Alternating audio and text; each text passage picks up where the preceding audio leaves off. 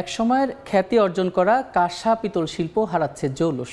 চাহিদা কমে যাওয়ায় কারখানার সংখ্যাও কমছে। কাজ না থাকায় অনেকেই বদলাচ্ছেন পেশা। এ বিষয়ে আরও জানাতে জামালপুরের ইসলামপুরে দরিয়াবাদ কাঁসারি পাড়ায় আছেন জাহাঙ্গীর আলম। সরাসরি যাচ্ছি তার কাছে। এই মুহূর্তে আছি জামালপুরের ইসলামপুর উপজেলার দরিয়াবাদ কাঁসারুপাড়ায়। এই কাঁসারুপাড়ায় কিন্তু এক সময় 2 থেকে 300 পরিবারে আপনার কাঁসা শিল্পের কারখানা গড়ে উঠেছিল এবং এখানে এখন এই কাঁসা শিল্পের কিন্তু অস্তিত্ব এখন প্রায় বিলীনের পথে। এই ব্যাপারে আমরা কেন এই শিল্পের এই দশায়, এই ব্যাপারে আমরা কথা বলেছিলাম।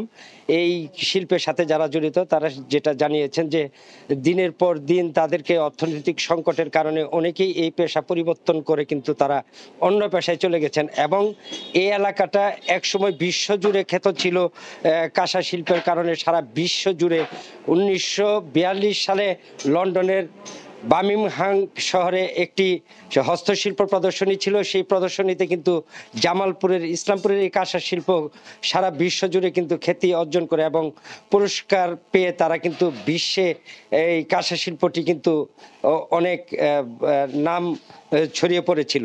কিন্তু এখন অর্থনৈতিক কারণে কিন্তু তাদের এই পেশা পরিবর্তন করতে হয়েছে এবং আপনাকে বলে রাখি যে এখন এই এলাকাতে কিন্তু 7 থেকে 8টি পরিবার এই ব্যবসার সাথে জড়িত এবং কারখানা তো তাদের নেই। কোনো রকম এই ব্যবসাটাকে তারা টিকিয়ে রেখেছেন। বংশপরায়ণ এই ব্যবসা থেকে অনেকেই কোথাও যেতে পারছে না এই কারণেই। কিন্তু আমরা এই কারখানার মালিকদের সাথে কথা বলেছি যে এখানে আগে 2 থেকে 300 পরিবারের 4 থেকে 500 পরিবার এই কারখানার সাথে জড়িত ছিল, এই শিল্পের সাথে জড়িত ছিল।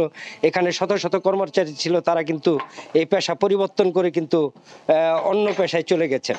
তো এখানে একজন কারখানার মালিকের সাথে আমার কথা হয়েছে, তিনি বলেছেন যে অনেক সরকারি এই শিল্পকে ধরে রাখার জন্য তাদেরকে শুধু প্রতিশ্রুতি দিয়েছেন, কিন্তু কেউ কার্যকরী কোনো পদক্ষেপ না নেওয়ার কারণে কিন্তু এই শিল্পটি আজ মানে ধ্বংসের মুখে। তো তারা যেটা বলছেন যে এই শিল্পটিকে ধরে রাখলে দেশের অর্থনৈতিকভাবে একটা বড় যেমন অর্থনৈতিকভাবে তারা এগিয়ে যাবেন এবং দেশের এই কাঁসা শিল্পটাকেও ছড়িয়ে দেওয়া যাবে। এই ছিল জামালপুরের ইসলামপুর থেকে কাঁসা শিল্পের সর্বশেষ। সরাসরি যুক্ত ছিলাম জামালপুরের ইসলামপুরে।